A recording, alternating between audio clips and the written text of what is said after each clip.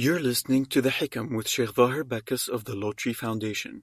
In this podcast, Shaykh Zahir explains the aphorisms from Ibn Ata'illah's famous book of wisdoms, Al-Hikam Al-Ata'iyah, a classical manual of spiritual development. Visit seekershub.org for online courses, our reliable answer service, and engaging media. Alhamdulillahi Rabbil Alameen. Wa sallallahu ala Sayyidina Muhammadin wa ala alihi wa sahbihi wa sallam. اللهم علمنا ما ينفعنا وانفعنا بما علمتنا وزدنا علما بفضلك وصلى الله على سيدنا محمد وعلى آله وصحبه وسلم آمين. We're on the Hikam. We're reading through it. We've been Ata'illah, Shaykh ibn Ata'illah. The Hikmah are, as we said, are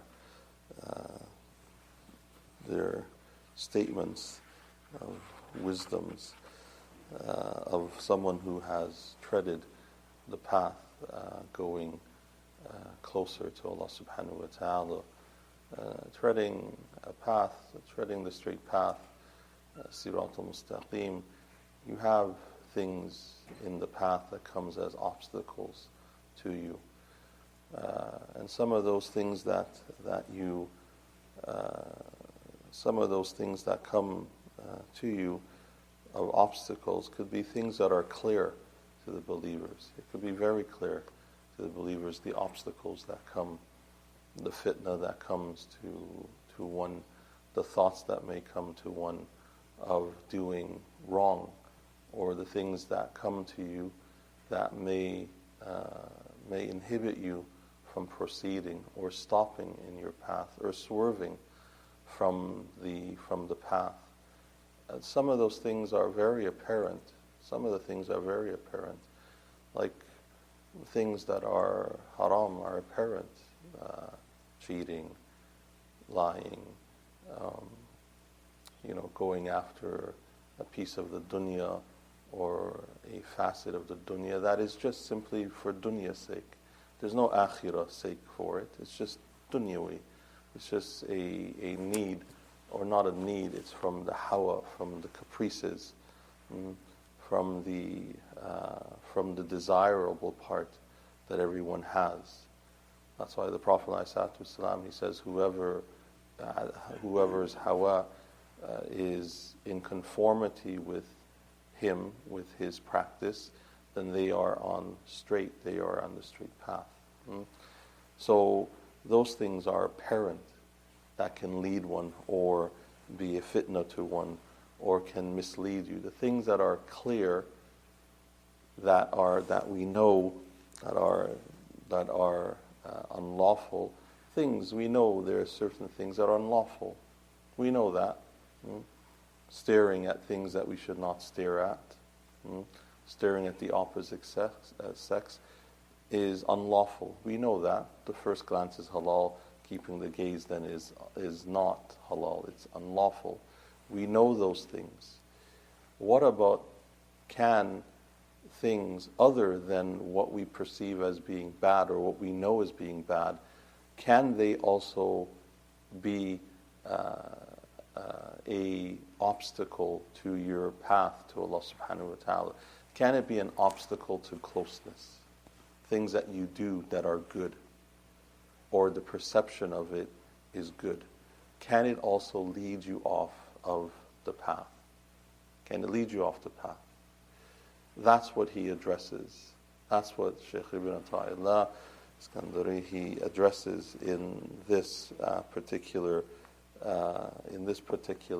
hikmah number 65, and you'll see he uses an ayah for his claim, or for his what he says. So he says, "Khaf min wujudi ihsanihi ilayka wa dawami isa'atika ma'ahu an yakunu dhalika istidrajan sanastadrijuhum min haythu la ya'lamun." Verse that Allah subhanahu wa ta'ala says in the Quran.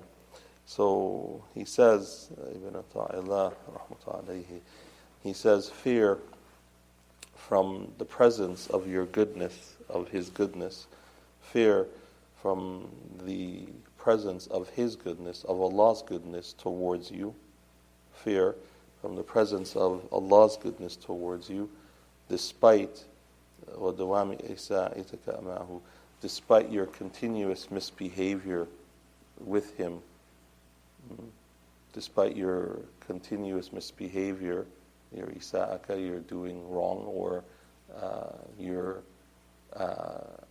not heeding what Allah subhanahu wa ta'ala wants you to heed, or abstaining from what Allah subhanahu wa ta'ala wants you to abstain from, or perhaps even your bad etiquette with Allah subhanahu wa ta'ala.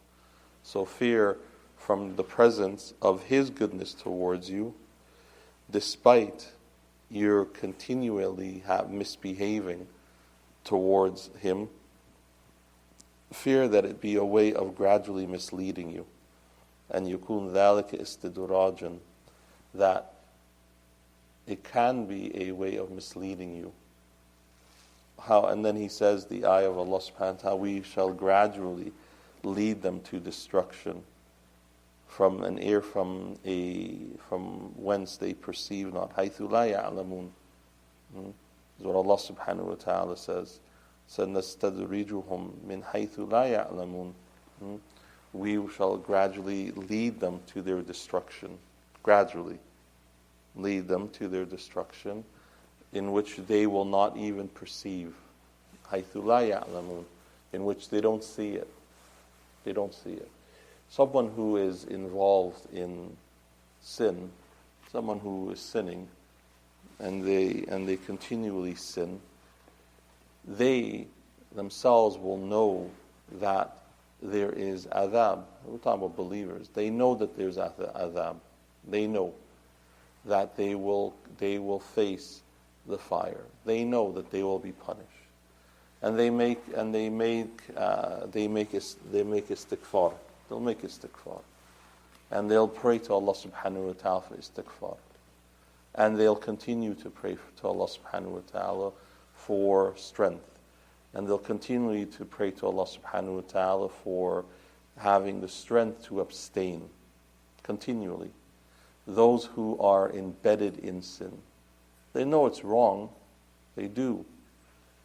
Perhaps they think they can't stop themselves. Perhaps it's the company that they keep. Perhaps it's the environment they're around. Perhaps.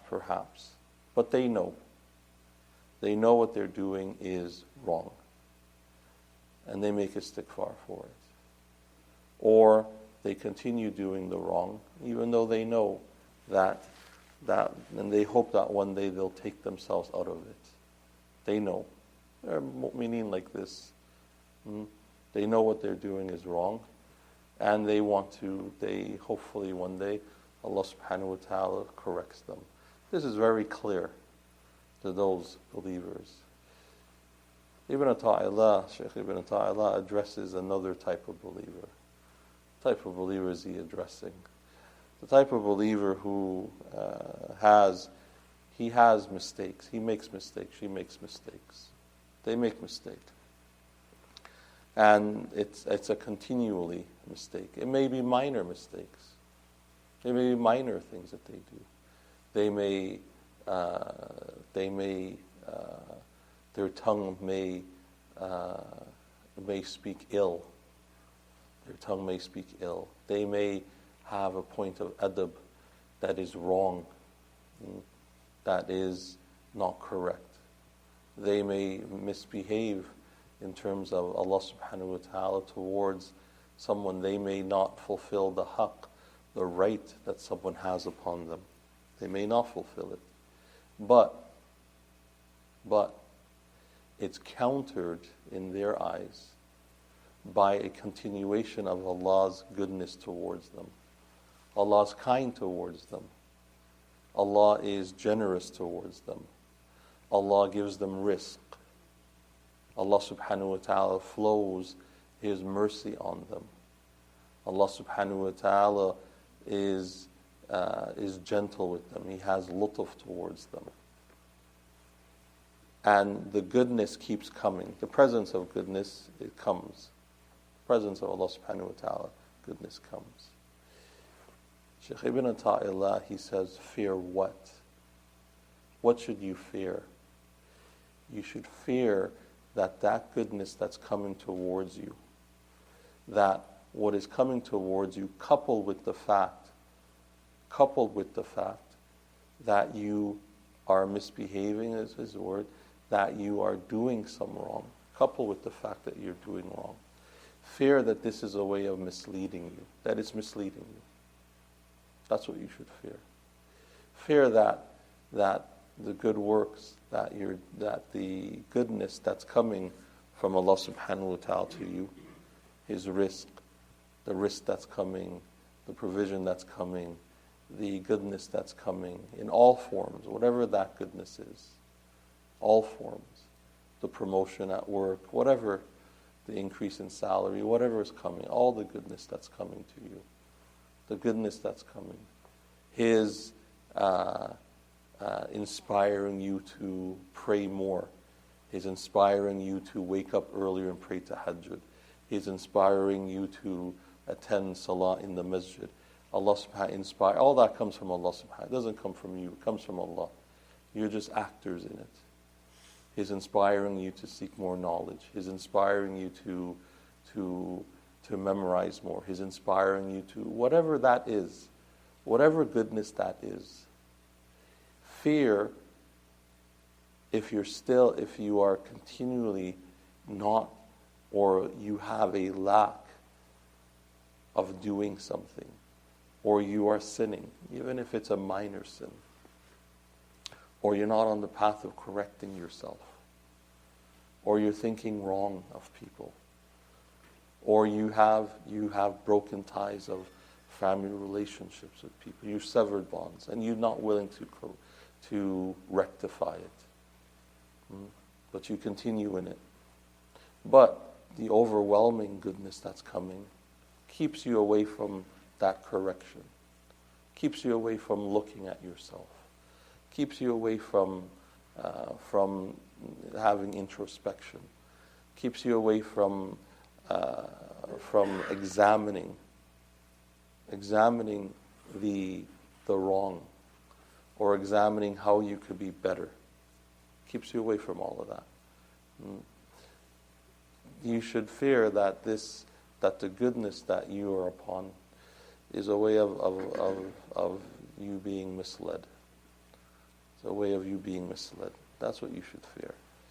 Because this is gradually misleading you. It's gradually misleading you. There are people,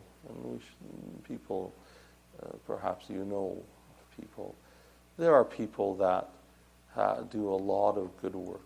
A lot. They do a lot of good work. And they do a lot of good, important works. And you may hear that one day that they have stopped practicing. Hear one day that they stop practicing. This is not an odd thing. This is what the Prophet ﷺ told us. That there are those who will wake up in the morning as believers. There are those who wake up in the morning as believers. And when they put their head down to sleep, they will sleep as disbelievers. And there are those who, Nasr al-Afiyah, and then there are those who will wake up as disbelievers, and they will go to bed as believers. They'll go to bed as believers. There's another hadith. The Prophet ﷺ, he says there is those who will do a lot of good works, their entire life, a lot, until they come to the point where they're a shibr. They're just a handspan, or little more smaller than that. All their life they do good, until they're just a handspan away from entering into Jannah. And the decree takes over them. It catches up to them. And they become the people of the fire. They become the people of fire. May Allah subhanahu wa ta'ala preserve us from that, protect us from it. This is the words of the Prophet. Why? Why is it that They do all this good and they become a handspan away from paradise. One handspan, or less than that, from entering into paradise. And then the decree of Allah subhanahu wa ta'ala takes over. It precedes them, it comes to them, and they become the people of the fire. This is not Allah subhanahu wa ta'ala's doing. All it is, but it was in their own way. It's in their own way. It was in their own way. Because all of the works that they were doing, without the intention, their goodness misled them. They allowed their goodness to mislead them. They allowed what? Their goodness to mislead them. They allowed it because they took pride in it. They took pride in their goodness. They took pride in their goodness. What is it? What is narrated to us from the Prophet ﷺ of the first thing that you say after you finish salah? What is it? What is the first thing that is narrated? That when you finish the salah, when you say Assalamu alaikum wa rahmatullah, Assalamu alaikum wa rahmatullah, in the Fard salah, what is the first thing the Prophet ﷺ used to say? What did he used to say? Astaghfirullah, Astaghfirullah, Astaghfirullah. Why? Why? You just finished. When do you make istighfar? You ask someone, ask a believer, ask anyone, when should you say istighfar? When?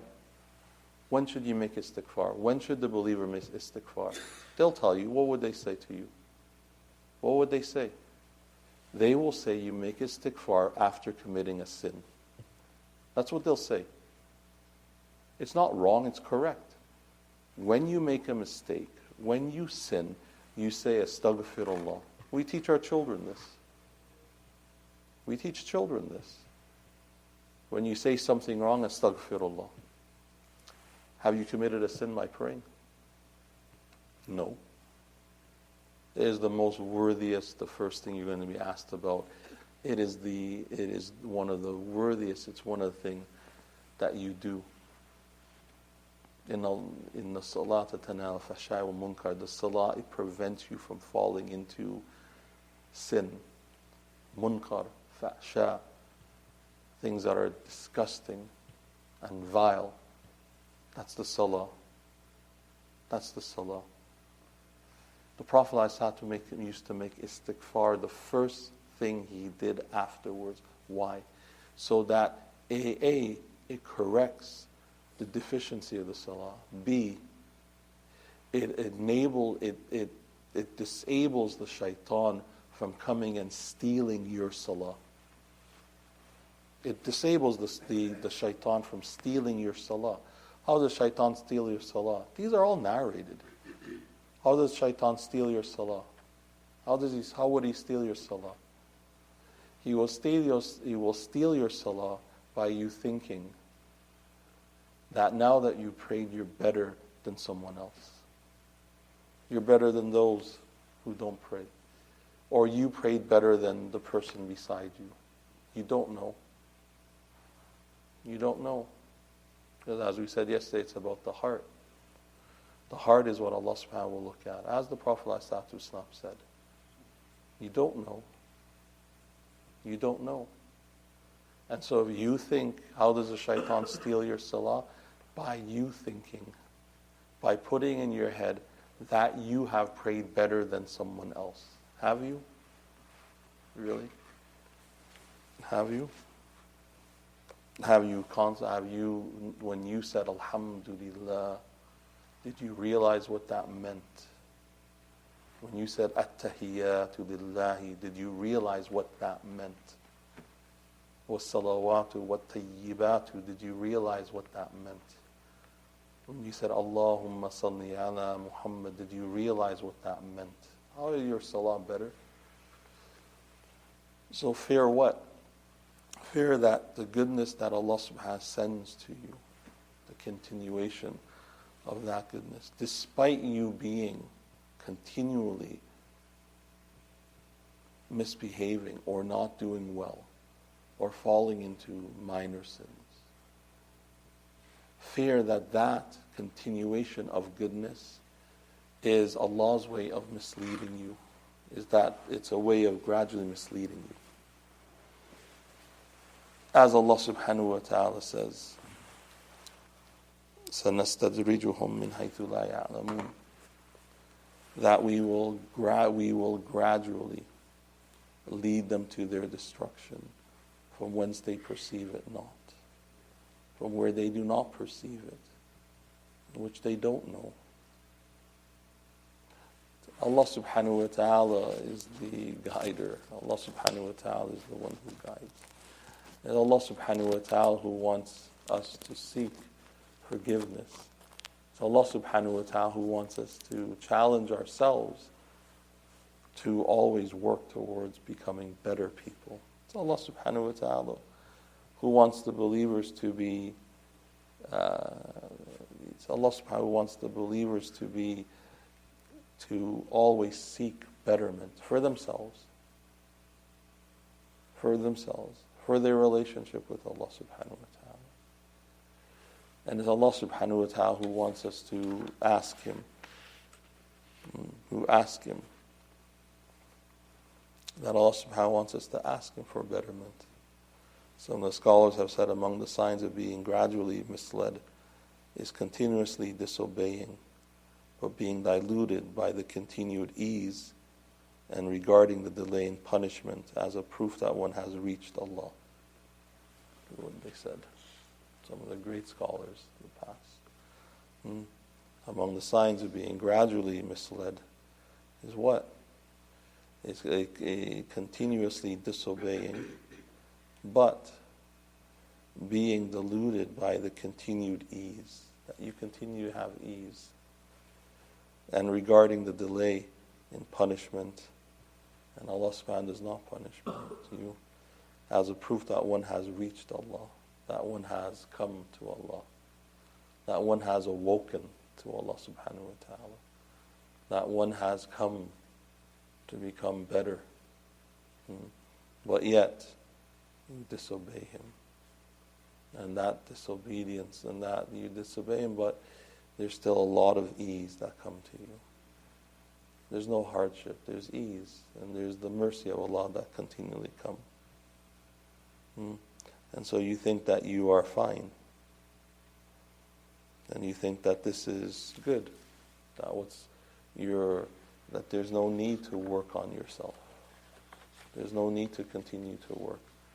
The greatest of the ulama, if you read their biographies, or you see what they say, they would be scared. They were fearful that their good works, that their good deeds would not count. That their good works and their good deeds would not count. That it would be a means of destruction. Their good deeds, not their sins. They would fear that their good deeds was a means of their destruction. Their good deeds they feared. Because they maybe didn't have the right intention. Maybe it was not their good works had admixture. They would fear that it had a admixture of doing it for someone else besides Allah subhanahu wa ta'ala. Those things can become can mislead. Those things can mislead the believer. It can mislead the believer. Those types of things. That one good works deceives one. That one good works deceives one. That's why the Prophet ﷺ, well, Allah subhanahu wa ta'ala, that you conceal your good works. Allah subhanahu wa ta'ala has told us to conceal our good works. Why? So that we conceal our good works. So that there's no admixture of doing it for others. This is the only time, Allahu Alam, this is one of the times that we live in that we don't conceal good works. We don't conceal it. We put it on our resume.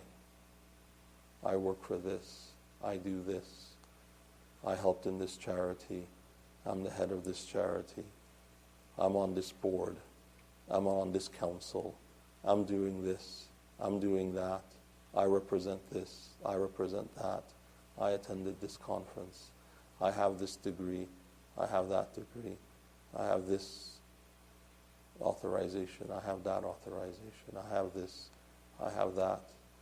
A long list of acclimats, a long list of accreditation, a long list of all the work that you've done. This is the only error, this is the error of the self. This is what they call it, the error of the self, in which the promotion of the self is of key importance to you getting ahead in dunya. The promotion of the self in getting ahead of dunya, unfortunately, it leads to a destruction in the hellfire. It leads to destruction in the akhirah. That's what it leads to. A promotion of yourself directly leads in dunya, directly leads to a destruction in the akhirah. Because the promotion of the self is called tafakhum or tafkhim, boasting of oneself, and it does fall into boasting. I'm not talking about putting on your resume in order to get a job. It's not. It's putting on not your resume, but putting out in the community about your good works. And it's a destruction. And there are those who think it's okay because it's social media. And they document everything they do. Instead of hiding it, they take pictures of everything that they do. Here I am at the soup kitchen. Here I am at this helping build a shelter for people. Here I am at this. Here I am at that. This is unprecedented in any time, and it's because of social media, because of Twitter, and because of Facebook, because everyone wants to show each other what they do. We're supposed to hide our works. That's what we're supposed to do. We hide it. We're supposed to hide it so that at least we have sincerity in it. Because if you don't hide it, how do you know that you've done it for the sake of Allah? And you didn't do it in order to put it up into the social media realm. How do you know? How do you know that you haven't, that you never did, that you did it for Allah and not for the appearance or people awarding you or of people talking good about you?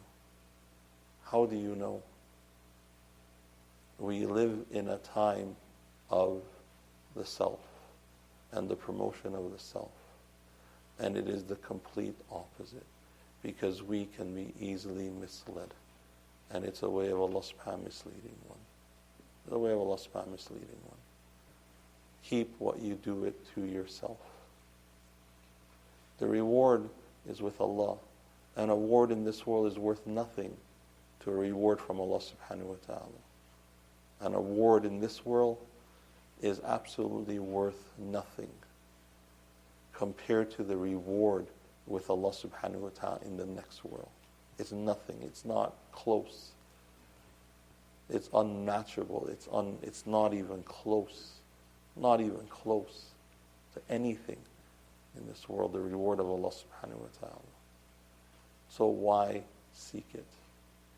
Why seek it? And it's a delusion. People who do good works for the community, but yet they fail to better themselves, they are delusional. They are delusional. They are in delusion. And that's what we live in now. That's where we live in. We live in a world of the self. We live in a world that people are deluded. Believers. I'm not even talking about disbelievers. They're disbelievers. Allah yahdihim, Allah subhanahu guide them, and guide those who believe. That's the world we live in, the world of the me and of the self. Unless we're very careful, our children will fall into it. Our children will fall into it, unless we're very careful. That they'll fall into doing things just for the sake of attaining attention. This is what they do, these children. They do things to attain attention. We are the ones who have to tighten and make them aware of their nafs. We're the ones who have to gradually make them aware of their nafs and try to break it.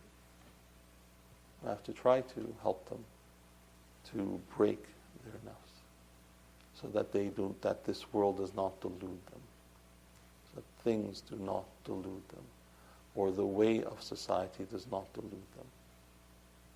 That's the danger of our time. And not the danger of this place living in Canada. This is the danger of the world, no matter where you live.